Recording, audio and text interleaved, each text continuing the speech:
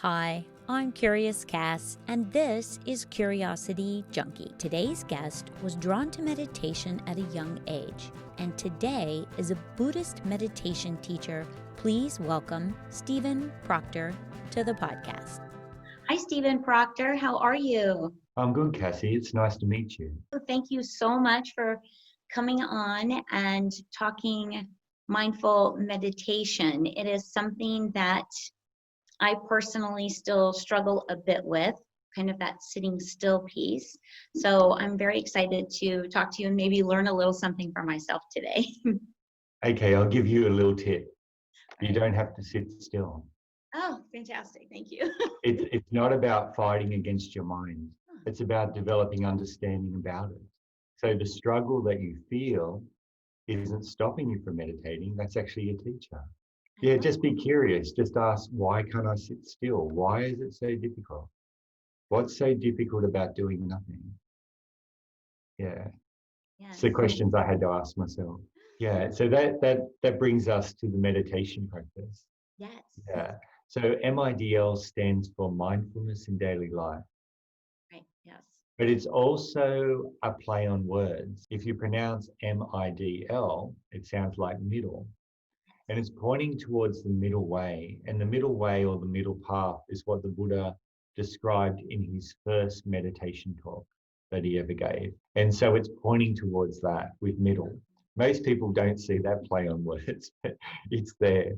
It's meant to be there. So MIDL seeks to find that middle path, that middle balance. The difference between it and a lot of other mindfulness meditation practices is the understanding that seated meditation is just training for daily life. So what we do is we use seated meditation like a gymnasium, a place that we sit down and we do different exercises so we can learn skills. Skills like being able to self-observe, skills like being able to soften, relax our relationship towards things, skills like the ability to sit and still the mind and be comfortable with nothing, be comfortable with no stimulation at all. And so developing these skills when we're in seated meditation then means they can be brought into the real meditation. The real meditation is being with your friends, with your family. The real meditation is in the workplace. The real meditation is in COVID. The real meditation is when things in life are out of our control. That's where the real practice is. So when we train those skills, the ability to self-observe in our life, developing an understanding of the mind and the heart and how the body responds within that, we can actually learn how to decondition the mind. That means decondition all the habitual patterns from our mind that make us feel further away from ourselves and further away from others. And also how to condition qualities of mind and heart that make us feel closer to ourselves, closer to our family and others. So bringing together rather than separating. Because that's I think kind of like you were saying earlier, the piece that has always been more of the struggle when I'm alone and when I meditate and I spend time in quiet, my life is very calm and I feel connected to everything. But the moment I introduce, a new person into my life or go to spend time in family situations, you lose all of that. So Yeah, I'd there's love a if you reason have a too. way to keep it with you. The reason is you have to be very clear about why you're meditating. And this goes to the question that you wrote down about when someone comes to meditation, what advice is there? You have to be clear about why you are doing the meditation practice. Because if you're not clear about that, then you'll get different results or you'll get mixed results. There's different ways of training the mind. You can train the mind so that you become so concentrated on one thing that everything disappears. You will get calmness and stillness while you're sitting in meditation, but you cannot maintain that concentration in daily life. So it will collapse. That will go away. Or you can develop a widening of your awareness. So you become more aware of your relationship to what you're seeing and hearing and smelling and tasting and feeling, sensing in your body, more aware of your thoughts and thinking, more aware of your emotions, more aware of your anxieties and fears. And by developing that awareness of that, then suddenly space appears around everything. You can actually observe without becoming lost within all of this. And this then allows you to see the habitual patterns within your mind. We all have habits we've developed to protect ourselves, to protect ourselves from discomfort in life. Right. These develop in what we call our personality. Our personality is an accumulation of defenses quite often. Yeah. Yes. And so through opening up to that, it then allows us to be able to observe our relationship and then soften, relax deeply into that, mentally, physically, thus mindfully withdrawing our participation from the patterns, no longer feeding them, and they gradually weaken, they gradually fade until they go away completely. So we can actually decondition our mind just as certainly as we can condition it habitually in daily life. So the way you practice the meditation is really important. You can suppress what you're feeling and have temporary peace, or you can open up to what you're feeling and take one seat and allow yourself to be with it and find freedom from it all. That sounds amazing. I'm like, yes. So let's go in a little bit to, because I was looking at your website, and the thing that kind of caught my eye was the MIDL for meditation for anxiety. And I really want to connect my audience with that because I did a poll and asked what if I was going to talk to an expert, what would they want to know the most about? And anxiety was top of list, which was interesting, but not shocking because of the time we're in the U.S. Where politics are just wrapping up, and we are in COVID lockdown, and so I think anxiety is top of mind for a lot of Yes. people. And so I want to talk a little bit about your website and what you offer and how we can connect because we're in the US. So how can we connect and take maybe some of your classes? I saw that you do also is it daily or so many every other day meditation, like online? Do you do? Oh, yes. Yeah, some of my classes are streamed live every week, and people from the US come to the classes through Zoom. And there's links on the website to that as well. So I have a number of websites, very busy, but the website we're talking about here is called MIDL Meditation.com. Yeah.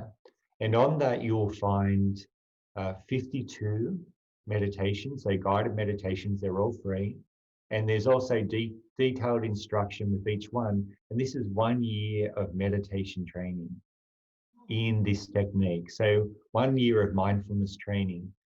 Think about it as going to a gymnasium and developing health in your body. Yeah. We're going to this gymnasium and we're developing health within the mind, health within the heart through doing this and following this. Yeah. And as well, I can be contacted through the website anytime. I love answering questions and talking to people about it. But also have the live classes where we come and we follow the 52 meditations each week throughout the year. And I discuss how to do the meditation practice, and you can ask questions and everything. Yeah. So That's fantastic. yeah, it's a nice thing to do. Yeah. So with the question of anxiety, when meditating for anxiety, the most common mistake that is made is the development of concentration. I'm not saying that there's a problem with concentration in meditation. There's not. Concentration is a necessary part of meditation. But using concentration for anxiety doesn't work in the long run, because concentration's the product of concentration is suppression. And so this is why if you are experiencing high levels of stress or anxiety and you sit down and you try to meditate on one thing, your mind will just go everywhere. And it goes everywhere because if you think about it, what's happening within the mind when you're experiencing anxiety? Yeah, what's going on? For me, it's the racing. It's But bouncing. why? It's thinking about things that might happen. Why?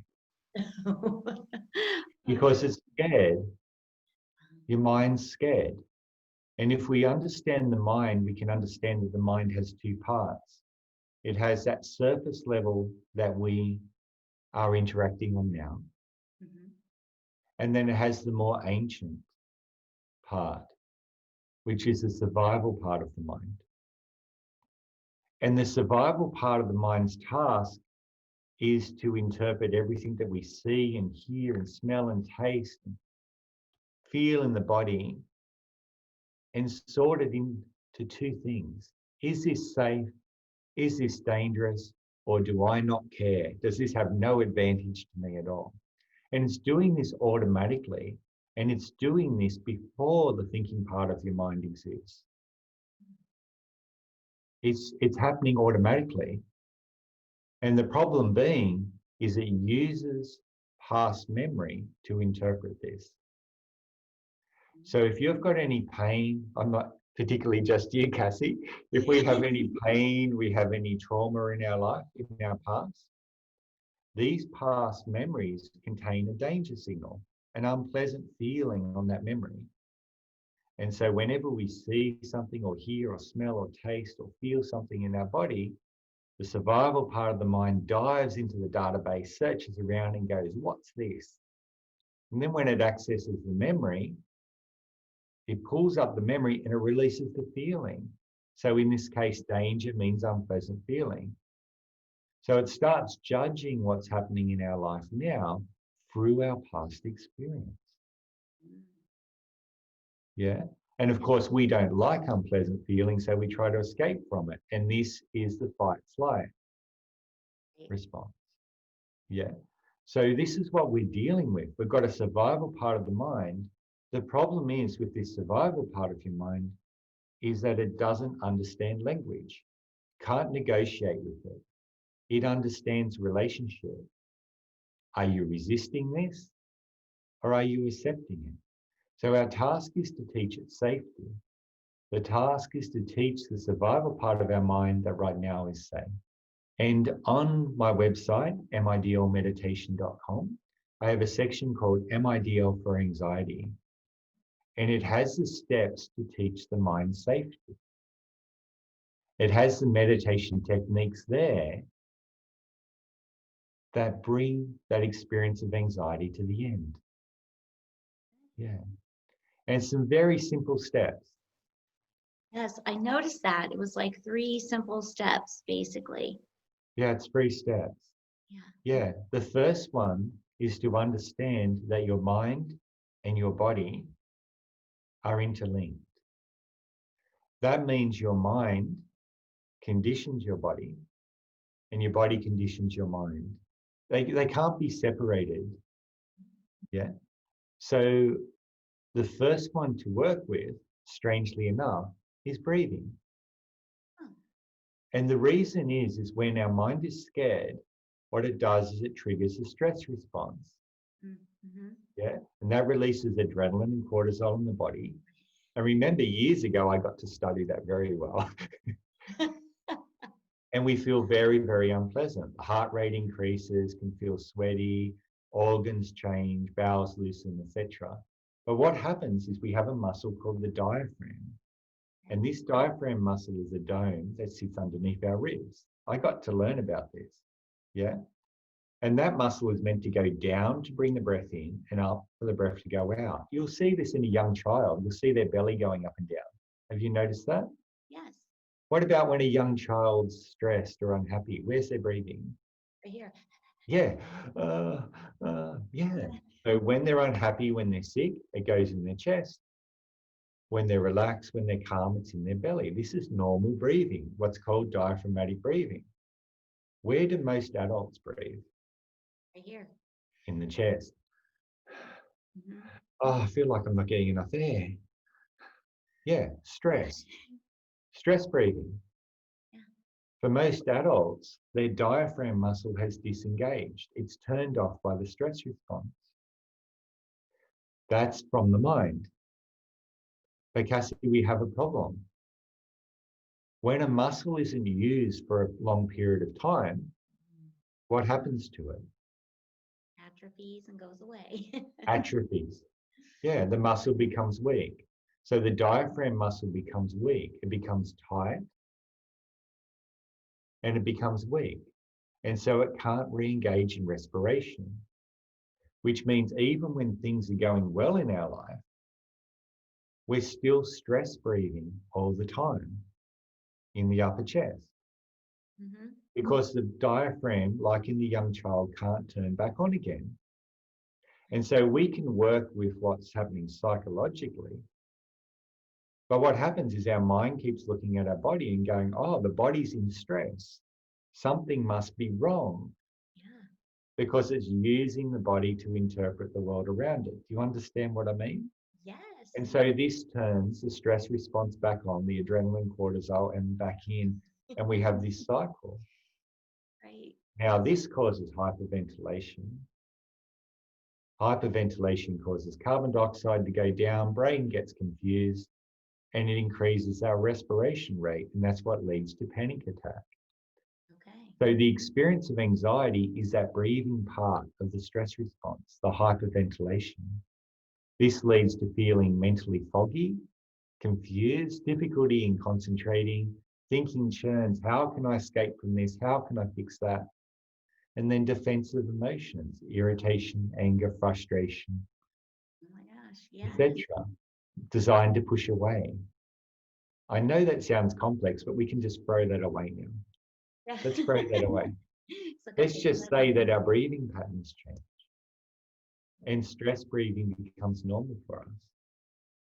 And so we have that feeling of dread or that feeling of not quite right sitting in the background all the time. And so we become hypersensitive and hypervigilant. That sounds familiar. See, Yeah, I'm speaking from personal experience here, but I put myself in this situation for 13 years to study this. The first simple thing that we can do is learn how to breathe and learn how to breathe properly. Not taking a deep breath, that's the worst thing you can do. Oh, really? Okay. Oh, yeah. It's not, because when we're experiencing anxiety, it's not that we're not getting enough breath, even though we feel like we're not.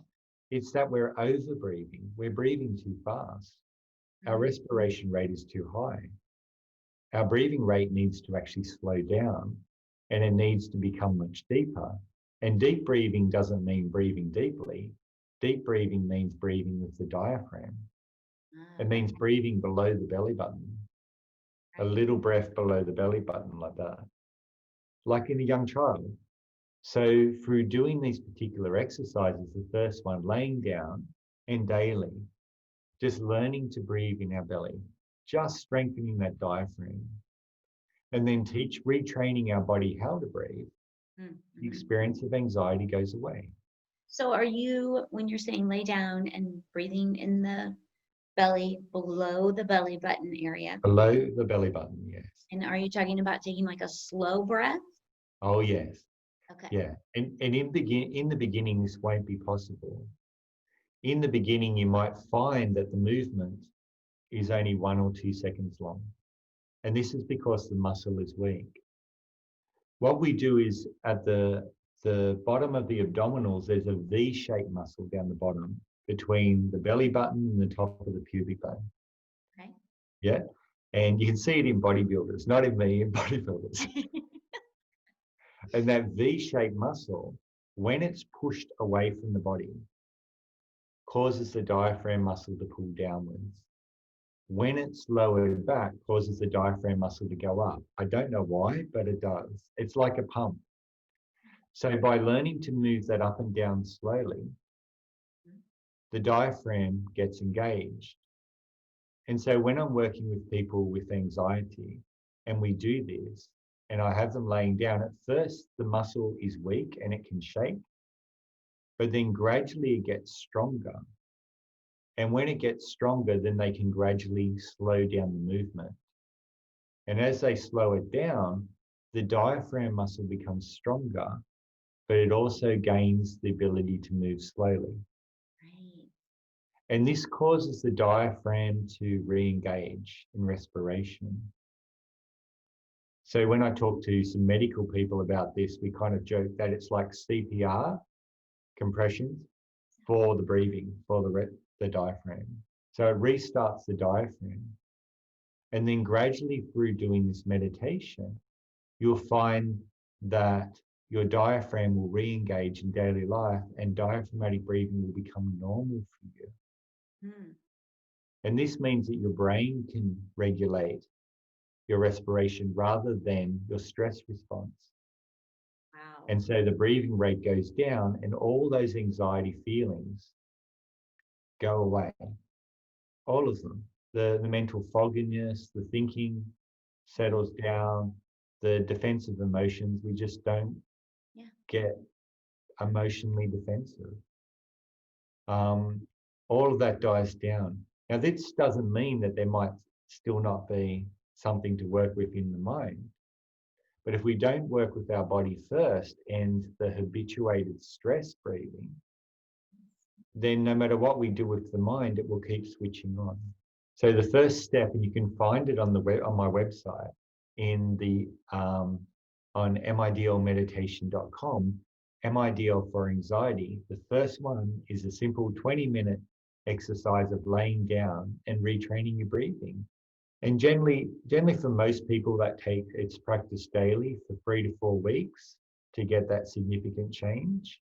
Okay. But if there's past trauma, then it also needs to be associated with deconditioning or removing the emotional charge from the memory, which once we understand how to manipulate the stress response through diaphragmatic breathing, we can actually remove quite quickly the unpleasantness and emotional charge from the memory.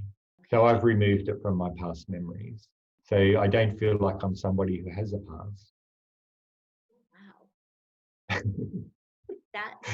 That's pretty This is what I learned. This is what I learned in that through self-study, in the meditation. So MIDL is based on this. We can use stress and anxiety as our entry point to deeper mindfulness meditation through understanding this. And it's a very gentle process. It's very organic, very natural. That's fantastic. And I, as I was just playing around on that website, there's so much information that you offer up. So I just would encourage people to definitely go there and check it out. I mean, I was clicking on there and there's just so much educational information that it's amazing that you share all of that. I thank you for that. Oh, you're more than welcome. What other purpose is there of being alive? Oh, yes. Like nobody owns anything. Right. We should, if we all shared everything we knew, we would all have everything, wouldn't we? Yes, we would. It's about sharing, it's about kindness, and it's also about cultivating myself. And my practice is generosity. I'm a firm believer in, maybe that some people call it karma, but just that if you give, it seems like you almost always get back double, or at least what you're giving. I have always found that when I'm more in that giving place. If I have something and I share it, I absolutely am always like taken care of. I feel like it just cyclically kind of flows back to Yes. me. Yes. But it's one of the laws of nature. Mhm. It's built into the world. Yeah. If we're fearful of not having enough, that's what we'll end up with. Yeah. That's the other thing that I kind of love about this practice, and maybe an awareness that I've come to, is that we do, maybe unknowingly so, in so many ways, until you really become aware of it, we manifest so many things into our lives that we really don't even know that we're doing it, Yes. negative and positive, because your mind is constantly Well, it's thinking about. habitual. Yes. The mind is habitual. And Cassie, you've done some meditation, haven't you? Yes. Yeah. Have you noticed how often you forget what you're doing? Oh, yes. This is what you're dealing with in meditation, in particular mindfulness meditation, observing, forgetting, and remembering. And when you're with your meditation object and you forget, and then suddenly you realize, oh, I've been off, that's a good thing. Okay. The noticing that you've been off, that you wandered off thinking, is mindfulness. That's how you develop mindfulness, by noticing. Okay. But the forgetting is the habitual patterns within your mind. And this habit is so deeply ingrained, yeah, that one lapse of mindfulness and your mind will default to habit. So what you're seeing is, you're not seeing something bad when you wander off in meditation. You're seeing that your mind is conditioned to forget. Okay. And so what we're doing is we're teaching it to remember. Yeah. It's Yes. that forgetting and remembering. I like Yeah. that. So be very gentle with yourself with that. Okay, that is, I think, a wonderful tip for a lot of people beginning to meditate. And that used to be the hardest part for me. I still struggle with it, but the not getting frustrated and being able to just say, "It's okay. I'm back here now. Let me just stay here." Let's just say, as a tip for beginner meditators, if you didn't forget what you were doing in meditation, you couldn't develop mindfulness.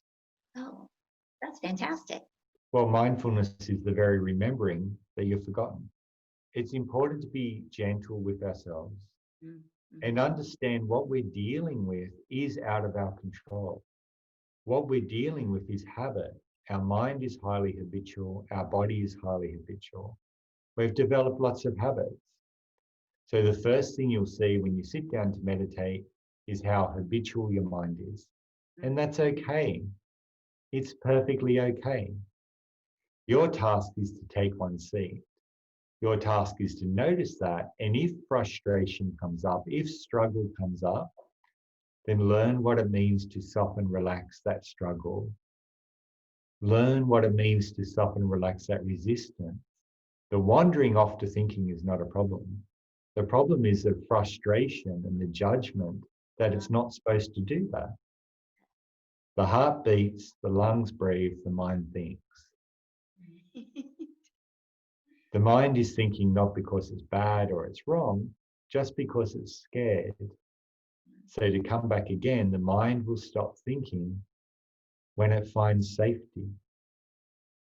And it won't find safety from you trying to tell it to stop thinking. Right. Child wakes up in the middle of the night and they've had a nightmare, a bad dream, Right. and they're screaming and they're shouting and they're scared.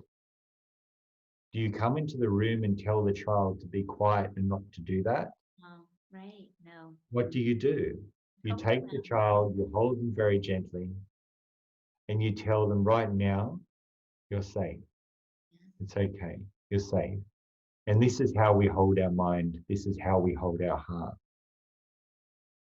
And as we treat it with this respect, with the gentleness, like you would that child, the mind will gradually calm down, find safety, find quiet. And the thinking itself, which comes out of fear, also settles down and stops.